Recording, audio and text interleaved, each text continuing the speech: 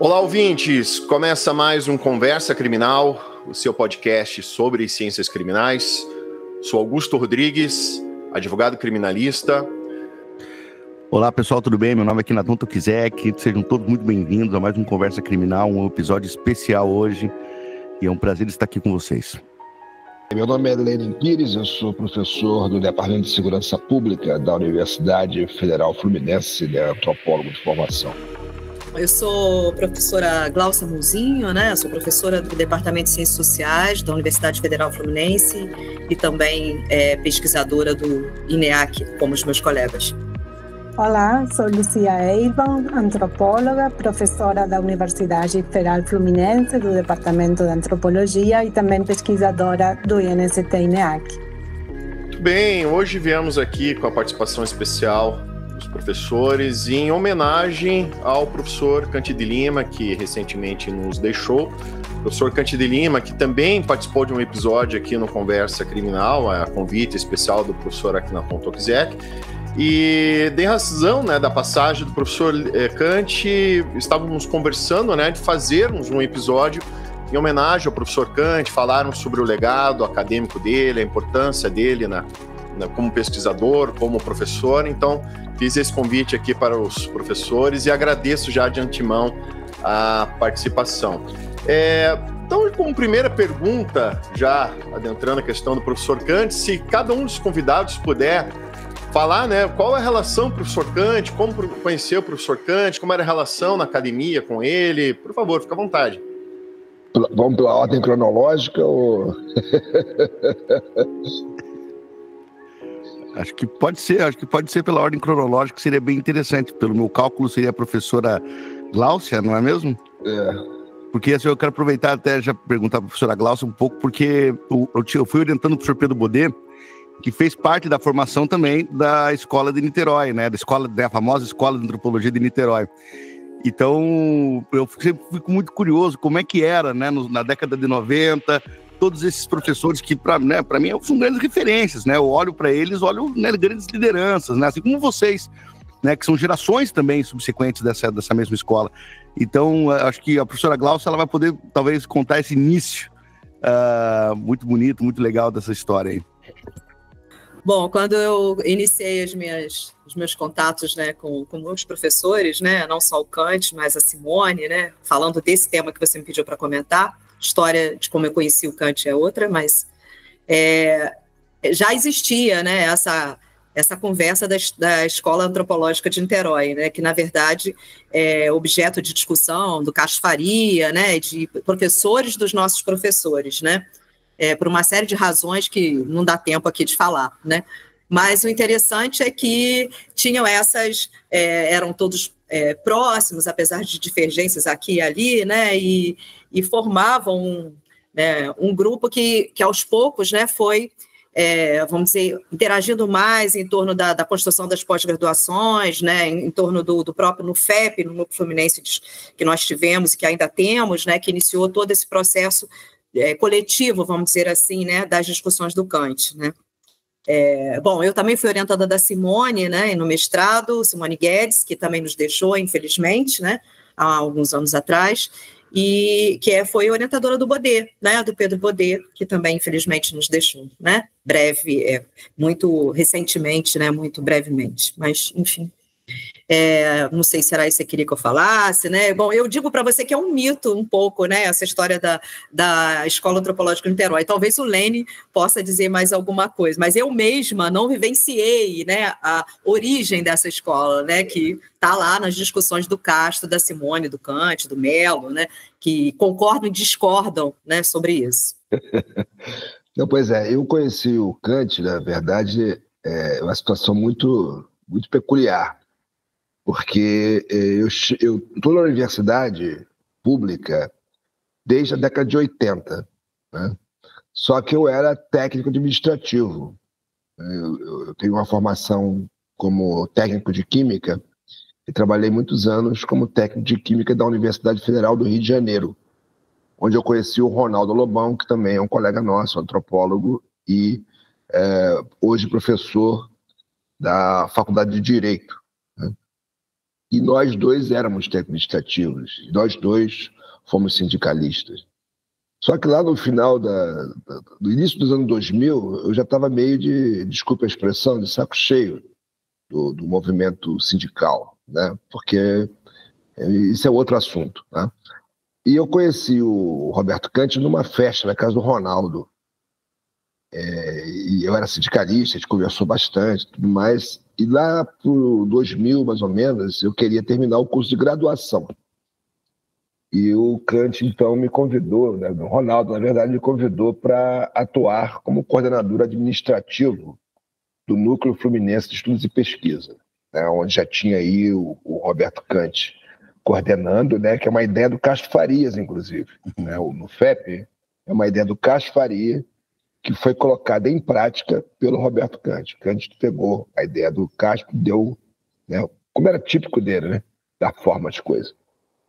Então eu fui para trabalhar no FEP, e era isso mesmo, trabalhar. Eu era técnico de química, desviado de função, desde a época do FRJ, né?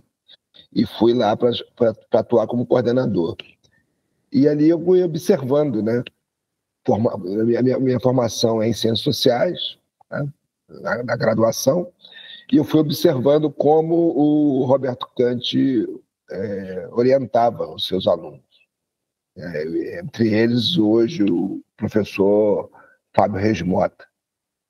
E me chamou muita atenção aquela maneira muito peculiar de coordenar, porque eram reuniões onde as pessoas falavam, e falava todo mundo a partir do seu ponto de vista, a partir do que estava fazendo, fosse a pessoa um doutorando, um doutor, um professor, um aluno de graduação, ou, como era o meu caso, né, um técnico administrativo que chegou ali e perguntava: o que você quer falar? Aí eu falava, né, falava da conjuntura, falava de qualquer coisa, falava das questões administrativas, mas eu fui ouvindo e reconhecia na minha audição elementos do curso que eu fazia, curso de Ciências Sociais. E ali começou a minha socialização como antropólogo, já que eu vinha da UFRJ, do curso de bacharelado, com a intenção de ser cientista político, né? Eu era bom, inclusive, nessa história, né? Porque, imagina, eu era sindicalista, me chamava Lenin, né? Que também já é algo bastante peculiar. E ali eu fui ouvindo como se faz antropologia, né? A partir do Kant, do próprio Ronaldo e de outras pessoas que participavam do NUFEP. Né? Então, acho que tem várias situações em que eu fui convivendo com o Kant no dia a dia, fazendo projeto, coordenando projeto, né? Pagando conta e conversando sobre antropologia, né? E me lembro de uma passagem nossa dentro de um carro, né? E eu perguntei para ele assim: como é que você aprendia antropologia? Aí ele disse o seguinte: olha, o Bourdieu fala, você aprende antropologia com outro antropólogo.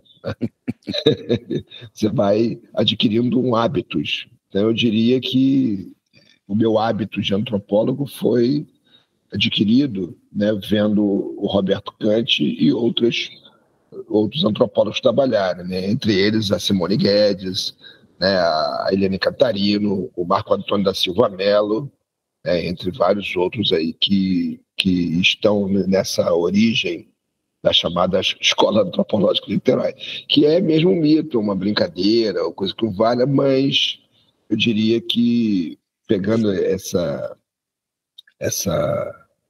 questão, né, eu reconheço que a gente tem uma maneira muito peculiar de ser, né? Enfim, eu passo aí um pouco para depois traçar mais algumas ideias, senão vou ficar falando aqui ad eterno. Eu conheci o Kant primeiro através das falas e das histórias que a professora Sofia Tiscornia contava, né? A professora Sofia Tiscornia é uma antropóloga, professora da Universidade de Buenos Aires, onde eu, né, que sou argentina, me formei na graduação, trabalhando com ela no grupo de pesquisa, né, que ela coordenava o equipe de antropologia política e jurídica, e ela tinha uma parceria com Kant já desde antes de eu entrar no grupo de pesquisa, porque ela vinha dar aula no curso de especialização em segurança pública e justiça criminal que o Kant coordenava. Então, ele sempre convidava, né, Sofia, para dar aulas em Niterói. Eu nem sabia onde que ficava Niterói na época, né? E aí, uma vez, e ela falava, né, do Kant, Jorge da Silva, Simone, várias pessoas, né, que recebiam ela muito bem aqui, em Niterói. E uma vez, e a partir dos textos, né, do Kant, né, sobretudo da etnografia sobre a Polícia Civil do Estado do Rio de Janeiro, que imagino a gente vai comentar um pouco depois, e eu me encantei com esse livro e me encantei ainda mais quando ele foi uma vez em Buenos Aires e fez uma palestra, uma conversa, na verdade, na Universidade de Buenos Aires, na disciplina que estávamos fazendo com a Sofia, junto com Jorge da Silva, foram os dois, então um policial negro, um antropólogo, tinha feito etnografia na polícia, era tudo muito novidade para mim, estudante de graduação na época, e aí eu botei na cabeça que eu queria vir estudar com Kant. Aí é isso, né? Eu falei várias vezes isso para ele, né? Que eu vim na UF, em Niterói, no Rio de Janeiro, porque eu queria estudar com ele, que era o cara que tinha feito etnografia da polícia. Então, eu vim em 2004. Em 2003, eu participei de uma RAM, reunião de antropologia do Mercosul, em Florianópolis, e aí eu conheci mais pessoalmente ele. Me lembro que estávamos comendo pastel de camarão, né, com a Sofia, Kant, estava a Glaucia, Ana Paula, Lenin. Aí ele pegou, né, me abraçou assim e disse para as pessoas, né, da UF, essa é a argentina que vai vir estudar com a gente. Aí eu morrendo de vergonha, claro, né? Mas aí eu vim, né? Isso foi setembro, novembro, acho, de 2003. Em 2004, 14 de março de 2004, iniciei o mestrado com orientação do Kant, claro, né? E aí já fui embora, né? Fiz o doutorado com orientação dele, pós-doutorado com supervisão dele, toda a minha formação aqui na UF, no Brasil, toda a minha formação de pós-graduação foi com ele, trabalhando junto com ele até agora, né? Que a gente continua aí trabalhando tudo, né? Todos os projetos e todas as coisas que a gente sempre fazia juntos. Falar do Kant, assim, é super impressionante, porque o Kant, ele tem muitas atuações, né? Tanto administrativas como projetos. Mas uma coisa que me impressionou muito, professores, né, o conhecer o Kant agora, né, mais recentemente, e acessando o INEAC, essa interação que vocês possuem, eu poderia dizer plenamente, Lenin, que é absolutamente distinto. E eu consegui, ao conhecer o Kant, perceber os traços do Kant no Pedro. Provavelmente por conta também, não só do Kant, mas da Simone. Ele adorava a Simone, sempre comentava da professora Simone Guedes, quando ensinou ele e tal. E, então, assim, pode ser uma brincadeira da escola, mas é uma brincadeira pelo não mútil, porque, de fato, a gente consegue ver uma consistência, inclusive geracional disso, né? E aí eu queria aproveitar para fazer essa pergunta, que é o seguinte, claro, a gente vai poder falar das pesquisas, contribuições intelectuais, né, do Kant, e essa força que ele tinha, né, da capacidade de organização, que me parece algo muito interessante, né? Como é pessoal, né? Como é da pessoa, né? Essa capacidade organizativa, de liderança, de juntar pessoas diferentes. Eu queria saber um pouco disso, saber um pouco dessa personalidade do Kant, antes da gente entrar nas contribuições analíticas, teóricas e institucionais que ele propôs para todos nós, que continua, né? Que é muito legal. Mas saber um pouco dessa personalidade, porque ele parece uma pessoa muito singular na personalidade. Todo mundo, quando a gente vai ler os memoriais que fizeram do Kant, todo mundo fala isso. Não, ele fez muitas coisas, né? Eu vi várias assim, né? Ele fez muitas coisas, fez o INEAC, fez tantos grupos, fez tantas atividades, mas a interação, o miúdo, aquilo que ninguém vê, o cotidiano, era o mais importante, era o mais essencial. E aí eu acho que fazer uma rodada dessa personalidade, dessa, digamos, potência criativa, seria muito legal para a gente saber um pouco mais. Vou aproveitar, porque como você me perguntou sobre a Escola de Niterói, né, eu fiquei pensando um pouquinho aqui no que você havia dito, né, havia me perguntado, né, e também não disse como eu conheci o Kant, agora vale dizer por causa da segunda pergunta, né. Bom, essa escola de Niterói, você tem razão, né, ela tem uma característica que é uma certa informalidade no tratamento com os alunos, não todos, né, mas especialmente o Kant se caracterizava por isso, a Simone também, em alguma medida, né. Eu conheci o Kant, e por isso eu quero contar a história, porque eu era aluna de História, né, e fazia uma disciplina de Geografia com uma professora chatíssima, mas que teve uma ideia genial de pedir um certo exercício antropológico, sei lá por que ela pediu isso uma turma de História, né, mas enfim, sendo geógrafa, mas eu resolvi que eu ia fazer um trabalho sobre as mulheres, né, e ela tinha falado sobre as mulheres dos pescadores, e aí eu estava interessada nisso, falei com uma colega que fazia ciências sociais, a Rosane Oliveira, que também foi orientada do Kant, fez uma dissertação sobre manicômio judiciário, e aí eu perguntei para ela, me ajuda, por favor, vê se você consegue alguém, né? Fala com o professor Melo, né? Para ver se ele que trabalha com isso. O Melo me encaminhou a dissertação de mestrado do Kant, né? Que era um tijolo para a gente, né? Que estava na graduação à época, né? E eu andava com aquela dissertação, trabalhava, então eu andava com aquela dissertação para tudo quanto é lugar, né?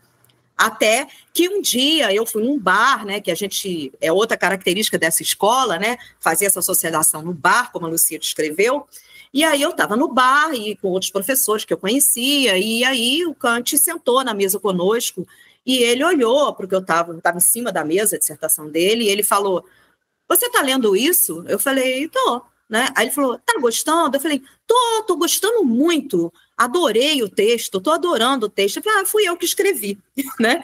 E igual a Lucia, eu queria me colocar debaixo da mesa, né? Morrendo de vergonha e tal.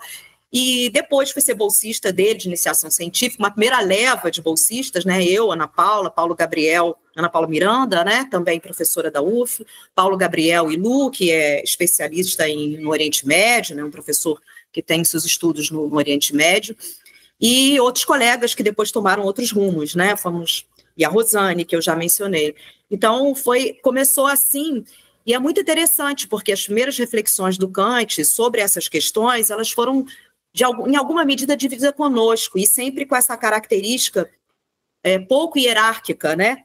Na conversa, né? Então, éramos alunos de graduação e era conosco que ele falava, olha, eu estou pensando isso, ia descrevendo lá o que ele queria defender, não sobre a polícia, né? Mas as questões que ele estava preocupado em desenvolver sobre a justiça, né? Sobre o sistema de justiça, que era parte do trabalho dele, né? Na pesquisa dele, que originou a tese sobre a polícia em Harvard, mas que era uma pesquisa muito mais ampla, que, aliás, ele tinha muito mais interesse em falar sobre o sistema de justiça, mas por razões, né, no andamento do doutorado dele nos Estados Unidos, acabou se concentrando na história da polícia. Então, essa socialização, Akhenaton, sempre foi, desde o início, uma socialização assim, né, por conta dessa forma como esses professores, de alguma maneira, se interagiam conosco, né, então, era no bar que a gente conversava, né? O bar era uma extensão da universidade, e o Kant transformou isso numa instituição, né? Então, os alunos, né, que gostavam das aulas dele, os orientandos dele, iam, depois da aula, para o bar, e aqui o bar continuava a aula, né? Continuavam os debates, as trocas, e isso era uma característica do Kant muito forte, que ele também expressou nas reuniões que começaram também coletivas por acaso. Nós éramos 4, 5, ele começou a crescer o número de pessoas interessadas na discussão, ele falou, não dá para mim, não dá, vou orientar todo mundo ao mesmo tempo, colocou todo mundo na sala, e isso se juntou com a ideia do Castro no NUFEP. Pois é, eu quando fui participar do NUFEP, se o ouvinte não me conhece, né? Assim, eu tenho 61 anos e sou um homem negro, um ex-técnico administrativo. Né? Eu já fui trabalhar com Kant com 38 anos, mais ou menos. Ou seja, a cabeça feita, né? Já era uma pessoa sindicalista, né? Não era qualquer... Não era um garoto. E vendo essa atividade dele frenética, o Kant era muito intenso. Né? O Kant é uma pessoa... Eu sou intenso, mas o Kant era, né, no 220.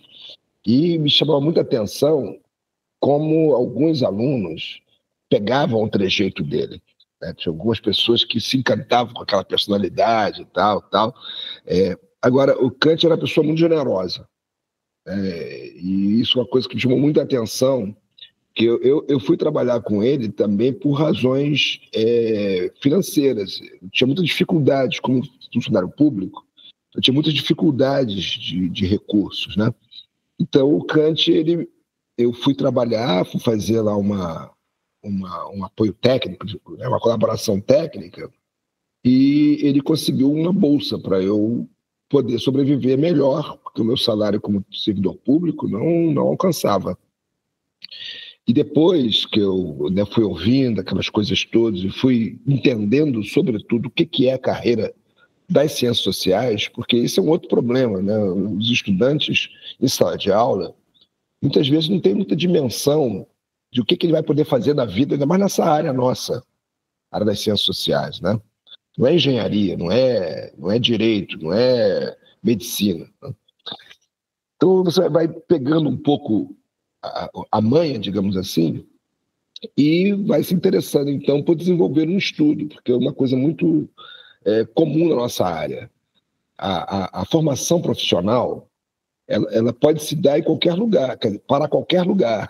Eu posso trabalhar numa ONG, eu posso trabalhar no governo, né? Mas a formação acadêmica, a formação para a pesquisa, ela é fundamental para toda e qualquer função que você for exercer.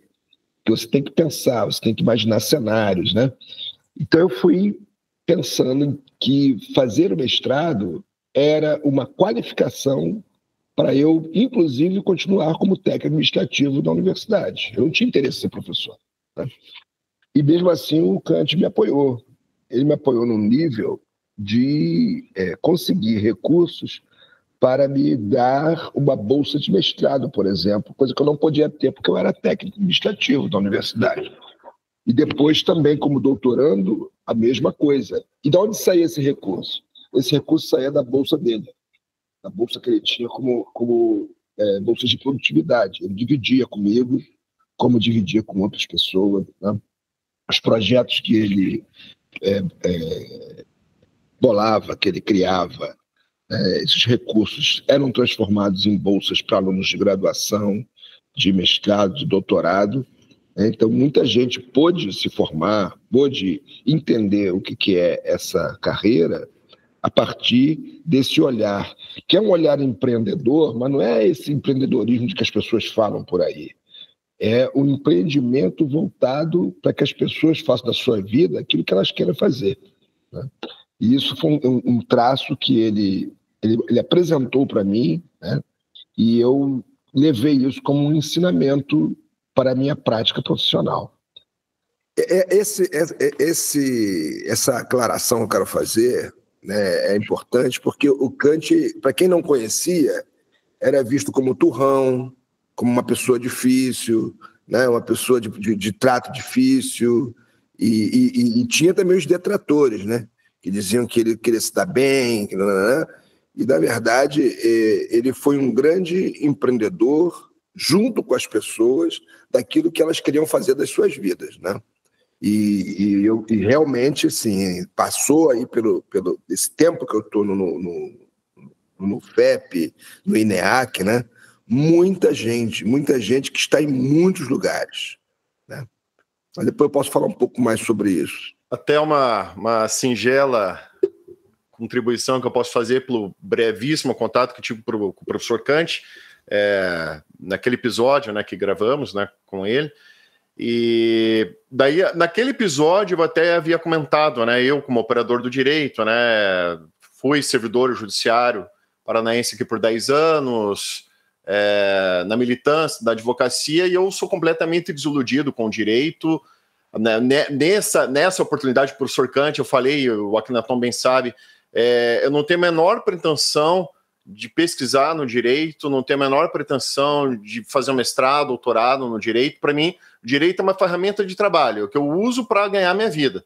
Então, eu estudo o direito, aquilo que me permite é poder trabalhar e trazer o pão para casa. Mas, assim, de estudo acadêmico não tenho o menor interesse, sabe? Até comentei para o professor Kant, meu interesse muito maior é partir para as ciências sociais para entender a raiz do direito, para justamente ter essa perspectiva crítica. Pô, e a partir disso ele foi super acolhedor, o Akhenaton bem lembra, pô, me incentivando um monte, pô, Augusto, venha fazer aqui mestrado, tal. E eu quero dizer bem na linha do que o professor Lenin falou, nesse sentido dele incentivar a pessoa a desenvolver aquilo que ela quer, que ela busca. E, pô, ele tinha acabado de me conhecer e dando maior força, do Akhenaton até que ele disse, pô, cara, o Kant tá dando maior força, ele quer que você vá lá, ele falou para você tentar pegar bolsa e tal.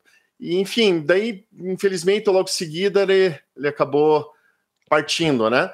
Mas só para deixar esse registro do que o professor Lenin falou, é algo que eu senti com o professor Kant, né? Toda essa generosidade que ele tem, esse estímulo que ele dá. Né? É bem isso. Ele era tão generoso que ele, numa das últimas conversas que eu tive com ele, me disse que isso não era generosidade e que ele não gostava que ficasse falando que ele era generoso, né? Porque ele, na verdade, ele apostava nas pessoas, né?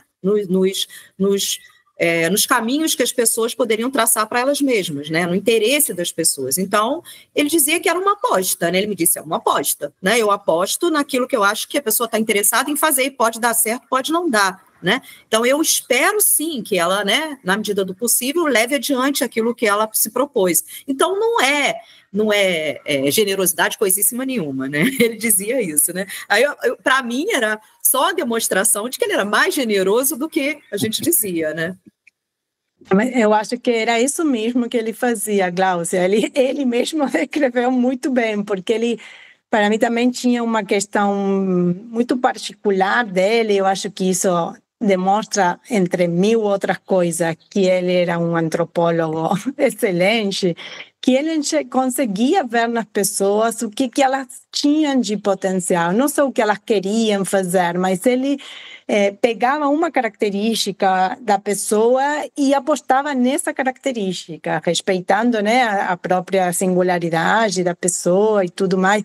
Ele tinha uma coisa que ele falava que dissertação de mestrado e tese de doutorado não podia ter uma nota, porque cada trabalho tinha que ser avaliado de acordo com a trajetória e o processo de formação da pessoa. Então, era o que ela tinha conseguido crescer, se formar, se consolidar, e cada tese era uma tese, que era da pessoa, não podia ser equiparada a uma outra. Então, o valor da tese não estava no aporte teórico, no aporte metodológico, estava no crescimento e na formação da pessoa. Eu acho que isso também é uma característica que diz muito, uma perspectiva que diz muito do que ele fez, porque ele fez muitas coisas, mas sempre ele fez coletivamente. Lógico, né, que com o impulso dele, a intensidade dele, a criatividade dele, mas ele se preocupava em fazer junto, em formar as pessoas. Então, ele não ia escrever um projeto e pronto. Ele ia escrever o projeto com você, ia mandar você fazer o esboço, ia corrigir, vírgula, digitação, tudo que ele achasse necessário, mas ia fazer junto. Então, ele tinha muito essa preocupação. E, além de tudo, era muito divertido, né? Porque com esse jeito, assim, meio despojado, meio grosso às vezes e tal, era muito divertido, né? Porque tinha também isso, esse olhar para coisas e comentários que você não estava esperando, né? Então, ele ia, fazia, não tinha problema nenhum em fazer, constranger, porque era isso mesmo, né? Provocava você a desnaturalizar muitas coisas. Então, enfim, e ao mesmo tempo muito acolhedor, né? Ele realmente, né, me parece que é uma característica que surge um pouco aqui do tudo que a gente está falando, né? Esse jeito que ele me recebeu, mas que sempre me acolheu e acolheu tantas outras pessoas nesse empreendimento coletivo que é o NUFEP, que é o INEAC, que é composto por uma diversidade de pessoas em todo e qualquer sentido que você possa imaginar, né? Reúne pessoas muito diferentes entre si,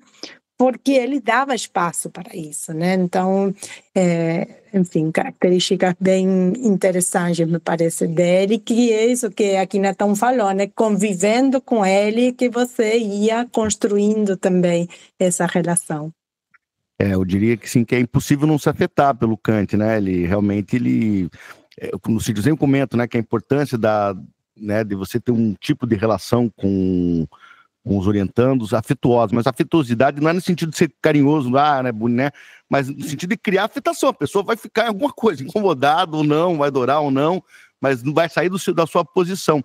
E uma coisa interessante dessa generosidade, que, assim, que ele não via como generosidade, que é muito interessante mesmo, professora, mas essa capacidade, né, de valorizar as individualidades dos alunos e, digamos assim, ver cada um dos seus como novas frentes de atuações, de pesquisas, né, de voluntariedade assim, no campo científico, a gente pode até ver, né, aproveitando assim, eu vou trazer essa outra pergunta,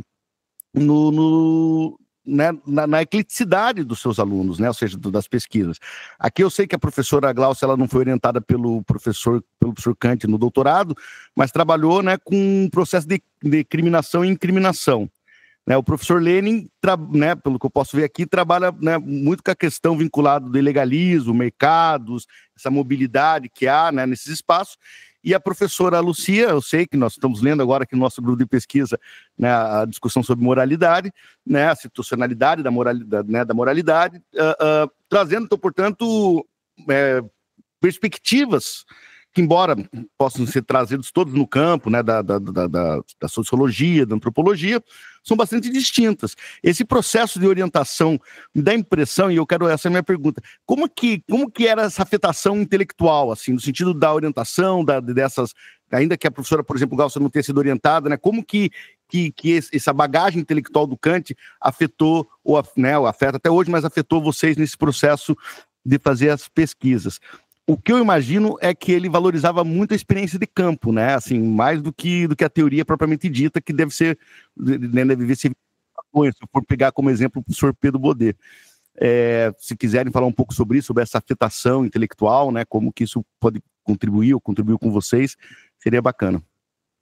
Bom, eu não fui orientada pelo Kant por razões pessoais, né? Trajetórias pessoais mesmo, mas o meu trabalho está todo atravessado pelo trabalho do Kant, né? Quer dizer, foi ele que me ensinou a fazer trabalho de campo, né? Eu comecei a fazer trabalho de campo na graduação e foi ele que me ensinou a fazer isso, né? E muitas das reflexões que eu tive, inclusive aquelas que trouxeram alguns conflitos na época do doutorado, era exatamente porque eu colocava na minha tese, né, e nas questões que eu trabalhava, as coisas que eu havia aprendido com ele, né, e como a Lucia explicou, e o Leni também, né, como nós estávamos sempre em grupo, porque ele sempre fazia essas coisas em grupo, independente de você ser orientando dele ou não, você participava dessas reuniões, eu coordenei com a Lucia, inclusive, né, um curso de extensão em Justiça Criminal e Segurança, coordenei com o Leni, com a Lucia e com outros colegas, curso voltados para a Guarda Municipal, quer dizer, eu nunca me afastei, né, desse trabalho coletivo do Kant, né? Então, ele era muito legal também, porque ele não só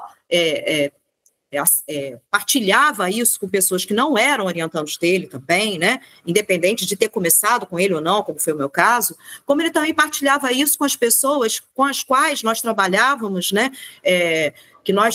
As pessoas que nós pesquisávamos, vamos dizer assim, né, em nossos interlocutores de campo, né, então os pescadores que estavam presentes em reuniões conosco, né, e outros, né, então eu acho que ele tinha também essa característica que marcou cada um de nós, né, e olhando para as homenagens que fizeram a ele, né, no WhatsApp do grupo, né, eu até chamei isso de um inventário de sentimentos, porque exatamente cada um de nós marcava ali o que nele ficou, né, em cada um de nós, né, quer dizer, por conta dessas características próprias, né, a gente brinca, né, quando se tiver que dar bronca coletiva, quem vai dar? É o Leni, cara, é o Leni que vai dar bronca coletiva, entendeu? Não vai ser a Lucia, não sou eu, né, a gente fica fazendo brincadeiras entre nós, porque cada um pegou um pouquinho dos estilos, né, sejam intelectuais ou pessoais dele, né. Eu, quando fui trabalhar com Kant, como eu falei para vocês, né, eu tinha toda uma trajetória política. Eu era militante sério, sabe? Assim, eu fui do PSTU durante muitos anos, antes da Convenção Socialista. Eu tenho uma formação marxista partidária, né? Que é uma coisa que não tem nada a ver com a minha formação sociológica, né? Que toma Marx como um autor importante. Ainda bem que hoje essa prevalece mais do que a outra, né? Porque a outra está fazendo essas coisas que a gente está vendo aí, junto com outros fundamentalismos políticos que estão colocados, né? Mas eu tinha um horror à ideia de trabalhar com polícia, por exemplo, né? E trabalhar com mercados informais, que é com que eu gosto de trabalhar, tinha a ver, por um lado, com a minha verve política, mas também o interesse de me distanciar desse, digamos assim, desse contexto, né? E as pessoas pensam que é um objeto. Por isso não é um objeto, por isso é um âmbito, é um contexto onde você pode ali construir quantos objetos você quiser, né? Mas você toma, muitas vezes as pessoas pensam que isso é um objeto. Beleza. Ele me fez ver que, na verdade, o que nós nos ocupamos no nosso âmbito acadêmico, nesse grupo acadêmico, são os processos de administração institucional de conflitos. Esse é o nosso objeto. E aí, esse objeto está na polícia, ele está na religião, ele está nos camelôs, etc, etc. Então, a partir daí, as nossas conversas elas eram fluidas. Então, a Gláucia pesquisava um tema, né, que tinha a ver com o Ministério Público, etc, etc. Eu, camelô, né? A Lucia com o sistema de justiça na Argentina comparado com o Brasil, o Fábio lá com os quilombolas, e nós nos entendíamos. E nós nos entendíamos muito bem. A gente via, a partir das descrições e análises que cada colega estava fazendo, como esse objeto aparecia. E eu fui formado pelo Kant, mas não só pelo Kant, né? A Gláucia está na base da minha formação, né? Porque a Gláucia é uma excelente antropóloga, né? Tem mais estrada, inclusive, né? A Ana Paula menos de Miranda, o Paulo Gabriel menos, que ele estava, né, fazendo trabalho de campo lá no Oriente Médio, né? Mas a leitura das coisas do Paulo, a gente observa também esses processos lá, né, voltados para a tradição do Islã. Então, eu acho que ele conseguiu deixar claro para nós o que é um contexto empírico de análise e o que é um objeto construído pelo pesquisador a partir dos interesses do pesquisador. E aí, a minha conversa com Kant se construiu com base no seguinte: ele olhava para o direito penal, né, para a coercitividade do direito penal. Eu passei a olhar para o direito administrativo. E a nossa conversa foi sempre essa, né? Eu observei que no direito administrativo, que não tem código, que expressa, né, a vontade daquele que, no momento especificamente, pode ser a autoridade no espaço da rua, né, ou mesmo no ambiente da polícia, uma discricionalidade máxima. E a nossa conversa foi sempre essa, né? E eu me nutri, evidentemente, do olhar que ele tinha para o direito a partir da perspectiva penal, né? Porque, ao fim e ao cabo, nós estamos lidando com isso, né? Assim, como é que nesse nosso sistema, no Brasil, as autoridades, elas estão acima do bem e do mal. Elas estão acima da própria lei. E aonde a lei ela é precária, como no caso do direito administrativo, aí você, né, e que é o cerne da atuação policial. A atuação policial, a gente não pode deixar de lembrar, é uma atuação eminentemente administrativa, que se reveste de uma autoridade, né, do direito penalista, etc. e tal, e que vai entrar, como Kant demonstrou, que vai entrar no sistema de justiça como uma verdade acima de qualquer prova, até o momento que o juiz quiser que seja o contrário. Né? Que aí, né, a gente vai chegar naquela coisa que ele discute, né, da lógica do contraditório, onde o juiz aparece como a autoridade máxima, né, capaz de fazer a tradução, a interpretação e dizer qual é a verdade. Enfim, a partir desse diálogo, dentro desses processos de administração social de conflitos, que a gente conseguiu trabalhar juntos e construir um monte de coisa juntos do ponto de vista teórico. Tem uma coisa que o Kanji contou muito recentemente numa formatura de graduação no curso de antropologia da UF, que a turma deu o nome à turma de Roberto Kanji de Lima, né? Então ele fez um discurso muito lindo, né? Aí contou uma história que eu já tinha ouvido, mas contou isso para uma plateia de recém-formados em antropologia e outros estudantes, familiares e tal, que ele queria, quando ele foi fazer mestrado em antropologia no Museu Nacional, trabalhava na Bolsa de Valores e queria fazer uma etnografia da Bolsa de Valores. E não o deixaram. O orientador dele na época disse que isso não era um objeto próprio da antropologia, que tinha que estudar indígena, campesinato, enfim. Aí ele foi estudar os pescadores, que era mais ou menos, ele contando, né, muito engraçado, a plateia rindo, inclusive, né, foi na praia de Itaipu beber cerveja e trabalhar com os pescadores. Mas o que ele resgatou dessa história, acho que explica muito também dessa diversidade de trabalhos, temas, objetos que ele orientou, né, ao longo da sua trajetória, que não foram poucos, né? Que é que ele disse, eu aprendi que a pessoa tem que pesquisar o que ela quer. Não adianta você oferecer até um tema de pesquisa para a pessoa. Cada um tem que pesquisar o que quiser. Então, acho que isso explica muito, né? Desse acolhimento de temas diferentes, claro, numa perspectiva etnográfica, numa perspectiva dos processos institucionais de administração de conflitos, mas de acolher, né, essa diversidade de assuntos. Eu lembro muito uma história, quando eu cheguei, né, no mestrado, eu queria trabalhar com processos, casos nos quais a polícia na Argentina forjava um flagrante, né? E eram discussões com Kanji, porque eu estava focada nesses casos para falar da violência policial, da ilegalidade policial, e Kanji olhava para mim e falava, Lúcia, tudo é forjado. Não são esses processos, tudo é forjado, a verdade é sempre construída, a verdade não está dada, né? Não tem casos verdadeiros e casos forjados. Então eu peguei muito isso, né? E desenvolvi a dissertação de uma forma mais ampla, pensando realmente como o judiciário administra os casos levados pela polícia, os flagrantes, para além de forjados ou não, e isso foi um grande aprendizado e um grande chamado de atenção também, né, e de desnaturalização do sistema de justiça, das práticas policiais e tudo mais.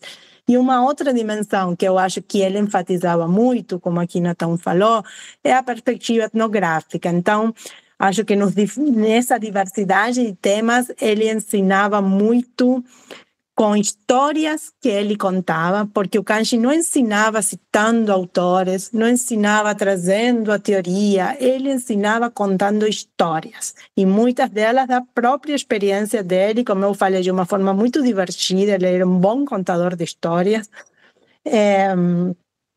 Por exemplo, ele falava, né, que quando fazia etnografia na polícia, ele primeiro perguntava, né, ficava aí perguntando um monte de coisa, e o policial nem olhava para ele, nem respondia, nem olhava. Aí, de repente, parou de perguntar, né, porque o cara não respondia. Aí o policial falou, e aí, você não vai perguntar nada? Pô, você não me responde. Então, aí aprendeu e sempre nos ensinava que a gente em trabalho de campo não tem que ficar aí perguntando e perguntando, tem que conversar com as pessoas. Não adianta esse papel, né, de ficar interrogando, perguntando para as pessoas. E uma outra coisa que ele ensinou muito, e ensinava nesse processo de orientação coletiva, porque você aprendia não só quando ele falava do seu trabalho, você aprendia quando falava e comentava o trabalho de todo mundo, né? É que a etnografia, né, o trabalho de campo tem que vir logo no texto. Você tem que dizer, né, o que você vai trabalhar, porque ele falava tese e dissertação, não é um filme de suspense, você tem que avisar logo qual é, e tem que começar com uma história. sempre começar com uma história. Eu lembro, Lene e eu sempre, né, a gente escreveu o texto juntos e, enfim, vamos lendo o texto um do outro e tal. Sempre tem essa marca, né, que a gente até reproduz nas orientações que a gente faz agora com nossos alunos, começar com uma história. Então, o Kant realmente valorizava muito essa dimensão etnográfica, do diálogo, da conversa com os interlocutores e de uma escrita que a dele é sofisticada, né? Muito sofisticada, mas ele não ficava nessa coisa, né, teórica e tudo mais. Ele era direto, simples também nessa linguagem. É muito interessante isso, Lênin e professoras. Diz que o Lênin também comentou, né? Não é pesquisar a polícia, mas pesquisar na polícia, ou seja, né, ali você tentar ter essa diferença de conteúdo-forma, né? São lições aí muito interessantes. Mais uma vez, como eu digo, eu conhecendo o Kant, eu pude entender melhor a minha formação também, né? Porque algumas coisas, embora distintas, né, permaneceram no professor no Pedro Baudet. Então, e sobretudo esse apego ao campo, às histórias, isso que você estava comentando, professora Lucia, também o professor Pedro Baudet sempre comentava. Ele falava assim: olha, os títulos, os inícios, tem que ter campo. Não adianta você colocar o ilegalismo, melhor você usar uma expressão, falar assim: ó, aqui quem manda sou eu, quer dizer, que vai tendo da mata, que vai tendo todas essas lições, assim, que de fato não só apreendem, mas também, em certa medida, colocam de uma dimensão heurística muito mais explicativa, às vezes, com um conceito que você usa e tenta enfiar a goela abaixo. Aí eu queria fazer assim, já encaminhando talvez para os momentos finais dessa conversa, eu queria fazer uma pergunta que era o seguinte: eu queria escutar dos professores, na opinião de vocês, né, que conviveram muito intensamente e fazem parte dessas gerações, né, de pesquisadores de Niterói, e, digamos assim, não só vivenciam, mas continuam, né, o legado deles, abrindo novos legados, novos caminhos, novos alunos, né? Uma coisa muito efervescente. Hoje em dia eu converso com vários colegas do INEAC, assim, é uma coisa bonita de se ver, sabe? Eu queria saber, assim, da opinião de vocês, qual que foi a principal contribuição do Kant para o campo das ciências sociais, para o campo das pesquisas em violência, né, na antropologia do direito? Queria perceber, né, assim, ver um pouco a percepção de vocês, ainda assim sabendo que é muito difícil dizer isso, né? Qual é a principal contribuição? Por isso, claro, a gente está pegando aqui uma pequena percepção, né? Na medida que ele atuou em vários campos, em várias frentes, né? Eu vou contar uma história aqui rapidinho. A Lucia vai lembrar, acho que a Glaucio também. Uma vez a gente estava numa reunião e nós tínhamos um colega que era aluno de graduação que trabalhava conosco lá, que é o Elinho. Não sei se vocês lembram do Elinho. O Elinho falou assim: Kant, eu tive uma ideia que não sei o que lá. Ele vira: meu amigo, ideia eu tenho o tempo todo. Eu levanto de manhã com 1 milhão de ideias e tal. O problema é colocar uma ideia em ação, entendeu? É você fazer alguma coisa com essa ideia. Isso ele falou desse jeito que a Lucia chamou a atenção, de um jeito muito um estardalhaço assim e tal, né? Jocoso. Mas se você olhar, ele dialogou conosco, né, nesses mais variados contextos empíricos, mais variados objetos, mas sempre com uma ideia na cabeça, que é pensar qual é o status da nossa desigualdade, ou no diálogo dele com o Luiz Roberto, né, quantas formas de igualdade é possível num lugar como o Brasil.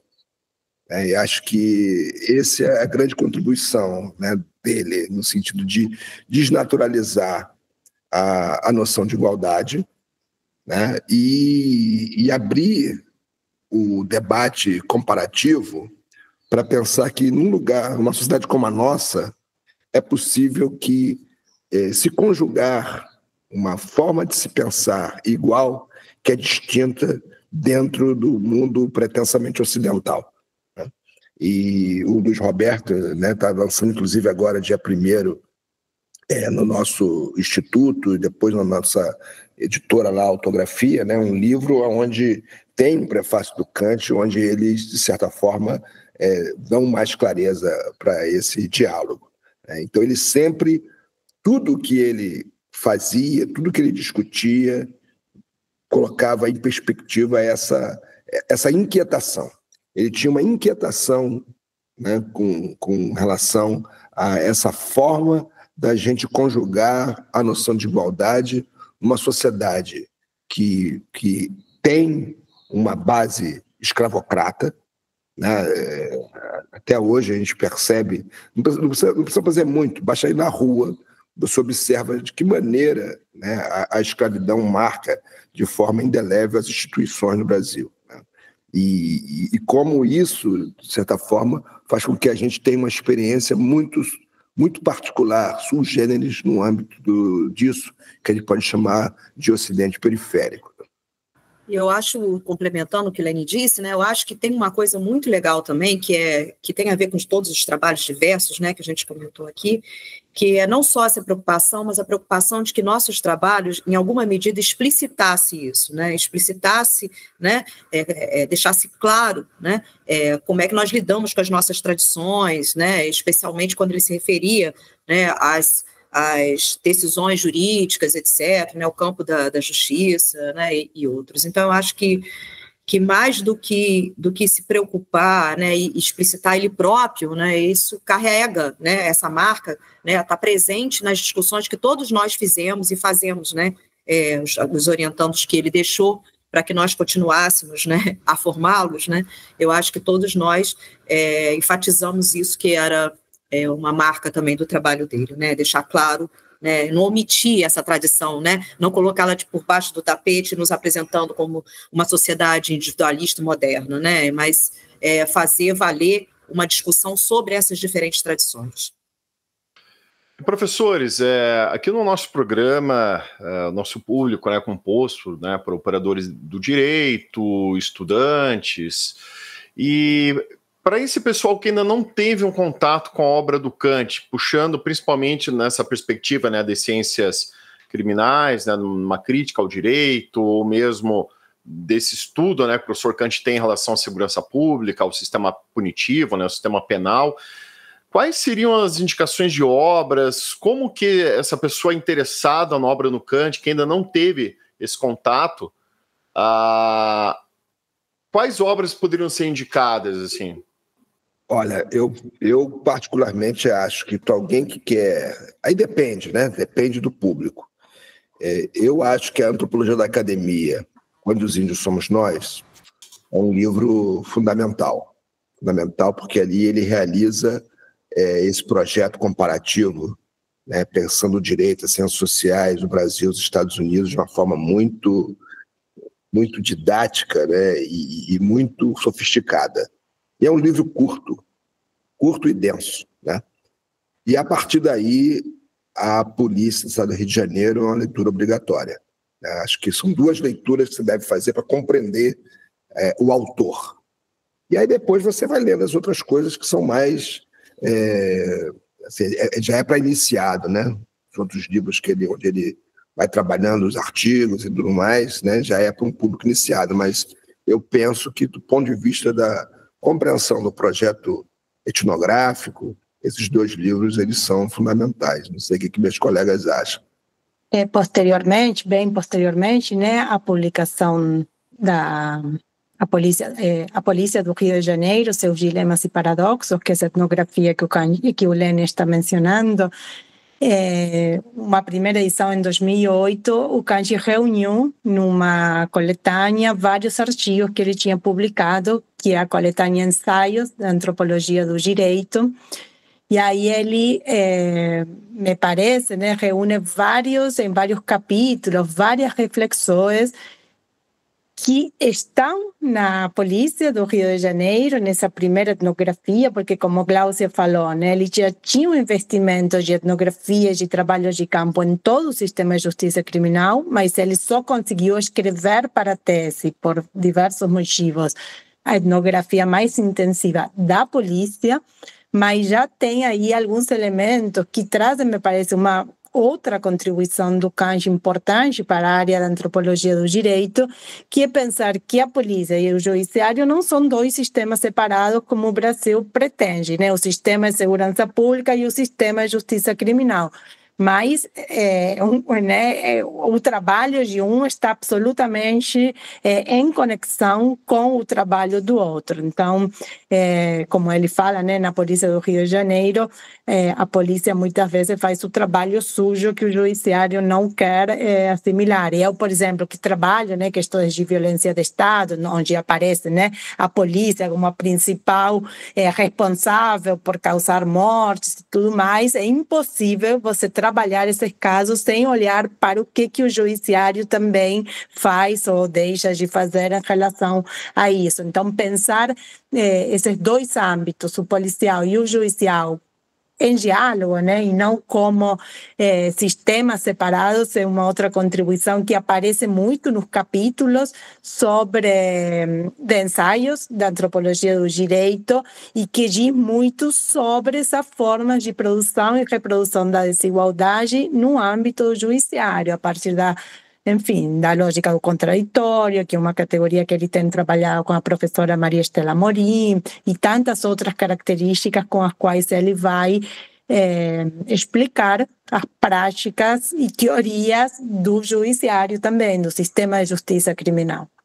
Eu concordo com os meus colegas, eu acho que a Lucia complementou o que eu faria, né, certamente, mas eu acho que também tem que chamar atenção para duas coisas nessas obras iniciais, né? Primeiro, para que os leitores, né, não iniciados não se equivoquem quando a gente está falando de dois sistemas que ele está comparando, né? Porque, na verdade, é uma comparação por contraste, né? Não é uma comparação hierárquica, que muitas vezes uma primeira leitura pode nos conduzir, né? Que é a ideia de que, então lá nos Estados Unidos ou lá na França, ou seja lá onde for, é melhor do que no Brasil. Não é isso que ele está dizendo, né? Ele está apontando como são lógicas distintas, né? Como são tradições distintas e as consequências que advêm dessas tradições. Então, acho que isso é uma primeira observação que eu faria, né? E a outra é o que ele vai discutir sobre a tradição inquisitorial, né, que está presente, né? No Antropologia da Academia isso não está tão, né, explícito, né, Lene e Lucia, mas nos outros trabalhos ele vai deixar isso mais claro, né? Ele está nos mostrando, né, que essa tradição marca todas as nossas práticas, né? Não são as práticas judiciais, né, judiciárias, mas são as práticas cotidianas, né? O Lene falou do direito administrativo, por exemplo, é só olhar os manuais que ordenam as comissões de sindicância, né, no âmbito das universidades, por exemplo, que é um lugar, né, democrático, etc. e tal, e vocês vão ver que até as categorias são categorias marcadas por essa tradição inquisitorial, né? Então, você já começa a comissão de sindicância, por exemplo, dizendo que você é culpado, né? Então, você está investigando algo, né? Mas já está definindo a investigação pela culpabilidade. Então, acho que isso é um outro viés importante da obra dele. Inclusive, tem um artigo, considerando, né, essas coletâneas, tem um artigo que eu gosto muito, que é esse que eu coloquei aqui no chat, Prevenção e Responsabilidade ou Punição e Culpa.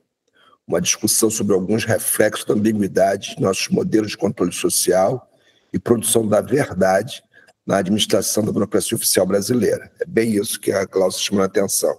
Eu gosto muito desse texto, que, como a Glaucia chamou a atenção, essas ideias ele ia debatendo com a gente, né, ao longo do nosso trabalho, nosso trabalho dentro do laboratório, né, dentro da sala de trabalho, ou no bar, ou depois que inventaram o WhatsApp. Então, a coisa ficou frenética, né? E essa discussão, eu me lembro bem, assim, como essa ideia da culpa e da responsabilidade, inclusive, se nutria de uma perspectiva de pensar os sistemas religiosos, né? Pensar o catolicismo, pensar o cristianismo, por exemplo, e pensar o calvinismo, né? Pensar, ou até mesmo o Islã, né? Na conversa dele com o Paulo Gabriel, né? Então, tem vários insights, né, que estão na gênese de um artigo como esse. Bem, se eu fosse fazer um breve comentário sobre tudo isso, professores, eu diria que talvez o principal legado do Kant mesmo sejam vocês, né? Sejam seus alunos, aquelas pessoas que foram influenciadas e aqueles que vêm na sequência disso. Eu li, por exemplo, professor Lene, a tese de um orientando seu, que é do Eduardo Oliveira, foi incrível, assim, foi uma das melhores teses que eu li, assim, foi muito bom, um garoto super legal, assim, né, ter conversado com ele, e não só os trabalhos de vocês, mas daqueles que também vocês orientam. Então, assim, esse legado é o legado, talvez o principal legado, né, a principal herança do Kant de Lima, né, que sem dúvida vai sempre viver, né, entre aqueles que virão, que não conhecerão eles, mas conhecerão por aqueles que conheceram e que leram. E eu queria indicar os colegas do direito, tem um texto que eu gosto muito também, todos esses, a Antropologia da Academia, foi incrível quando eu li, assim, caiu minha cabeça, assim, no chão, mas esse texto também é muito legalzinho, eu trabalho com meus alunos, que é a sensibilidade jurídica, saber e poder, bases culturais e alguns aspectos do direito brasileiro em uma perspectiva comparada, que é super simples, um trabalho super legal, e que, sem dúvida, para quem é do direito, vai poder, né, digamos, introduzir uma leitura antropológica do direito criminal, né, dessas relações aí que são muito mais complexas do que realmente o direito apresenta. Se você me permite um comentário, talvez um último comentário, o Kant ele fez o mestrado dele, né, no Museu Nacional. O Museu Nacional, durante muito tempo, foi bastante impactado pelas ideias estruturalistas do Claude Lévi-Strauss e outros estruturalistas, né? Mas o Kant, né, que foi orientado pelo Roberto da Mata, que é um estruturalista de carteirinha, ele sempre teve assim, um certo distanciamento dessa perspectiva. E quando ele vai para os Estados Unidos, então ele tem contato com outras discussões, né, com outras matrizes, e uma delas é a matriz interpretativa, né, do Clifford Geertz. E eu estava dialogando com o Kant sobre essas influências, né? Assim, como é que ele conseguia, na cabeça dele, pensar essas duas matrizes, ou botar ela em ação, né, para interpretar as questões dele, já que elas, no campo da antropologia, são vistas como antagônicas, por assim dizer, né, por uma série de razões. E foi uma conversa que a gente não conseguiu travar, né, não deu tempo. Mas ele concordou comigo que, ao mesmo tempo que ele pode pensar, né, a partir do estruturalismo, de que existem formas, né, que, de certa forma, mudam o pensamento, para gente pensar que a noção de desigualdade, por exemplo, ou desigualdade estrutural, coisa que valha, mas também existe um certo agenciamento e uma certa teoria da ação dos indivíduos na perpetuação desse quadro de desigualdade, né? Mas isso foi uma conversa que a gente acabou não conseguindo travar, né? A gente começou a travar isso no ano passado e não conseguimos concluir. Quer dizer, vai ficar para, talvez, uma pesquisa, né? Pesquisar para ver como é que isso foi possível, né? Do ponto de vista teórico, né? Então, quero agradecer aqui mais uma vez a presença dos nossos convidados, professor Akhenaton, professora Glaucia, professor Lenin, professora Lucia, por esse episódio muito especial em homenagem ao professor Kant. Certamente um episódio assim que muito curto pelo todo o legado, né, que o professor Kant deixou. Então, mais uma vez, obrigado. Quero também deixar aqui o espaço aberto mais uma vez, caso queiram aí passar algum recado, fazer alguma indicação, alguma consideração final, indicar algum curso, trabalho, por favor, fiquem à vontade. Muito obrigado pela oportunidade, um prazer muito grande estar aqui com minhas colegas e com vocês. Também quero agradecer a oportunidade, sempre bom estar falando e conversando com os colegas, ainda mais falando de tudo que o Kant nos ensinou. Então, agradecer esse privilégio também de poder estar aqui conversando com ele sobre ele. Também queria super agradecer, né, ao Augusto, né, o convite, o Akhenaton pela mediação. Dizer que foi muito bom recordar, né, essas coisas que o Kant nos ensinou, assim, e de novo, né, numa forma coletiva, né, os colegas, foi muito, muito bacana. E fazer como ele, né, convidar quem tiver interesse de participar, né, nós vamos continuar, né, fazendo o trabalho dele, participar das nossas pós-graduações, né, de Justiça e Segurança, né, de Antropologia, né, que os colegas e eu pertencemos, tá bom? Fica aí o convite para quem tiver interesse e participar dos nossos encontros, né, científicos, das reuniões da Associação Brasileira de Antropologia, da reunião de Antropologia do Mercosul, em que nós tratamos desses temas variados sob a ótica que o Kant, de alguma maneira, nos ensinou. Eu queria também agradecer muito a disponibilidade dos professores, das professoras, dizer que é um grande prazer, Augusto, estar mais uma vez aqui participando, e também convidar, como a professora Glaucia comentou, né, entrar no site do INEAC, INCT INEAC. Final de ano, em novembro, provavelmente vai ter um seminário internacional do INEAC lá em Niterói. Quem tem vontade vai conhecer essa galera, participar, né? Porque de fato é muito bacana, assim, o espaço de desenvolvimento intelectual, acadêmico, humano, é muito intenso. E o professor Kant, né, Augusto, sempre dizia uma frase que ficou famosa, virou até meme, virou até figurinha no WhatsApp, que é para cima e para o alto. Então é isso que eu desejo a todos vocês, especialmente a você, Augusto, porque esse espaço é um espaço importante, onde se difunde muita violência, onde se difunde muito negacionismo por aí. Tem que ter aquelas trincheiras de resistência, né, que promovem aí espaços, diálogos críticos, e nesse caso, homenagem àqueles que em certa medida são nossos heróis, né, aqueles que produzem ciência, aqueles que precisam ser valorizados, entre eles os professores que aqui estão e o professor Kant, que nos olha lá de cima. Mais uma vez, obrigado. E também dizer que, de fato, esse espaço eu procuro ter essa linha editorial, essa curadoria, vamos chamar assim, justamente para ter essa perspectiva crítica em relação ao direito penal, não ficar só naquele dogmatismo, né, jurídico penal, mas eu digo que é muita ingenuidade achar que o direito é um mero fruto do ordenamento jurídico, né? São relações aí sociais, relações de poder, e que a gente precisa ter esse olhar crítico, e para isso a gente tem que furar essa bolha jurídica, né? A gente tem que sair assim e ter contato com outros ramos das ciências sociais. Então, mais uma vez, quero agradecer aqui a presença dos professores por contribuírem nesse sentido, e também deixar aqui minha homenagem ao professor Kant por essa contribuição também. Quero agradecer em especial você, ouvinte, que nos acompanhou até esse momento, e te peço uma gentileza, se puder compartilhar esse episódio com alguém que você acha que possa interessar, por favor, nos ajude, pois assim vamos propagando conhecimento. Isso foi mais Conversa Criminal Podcast. Até a próxima. Um grande abraço a todos.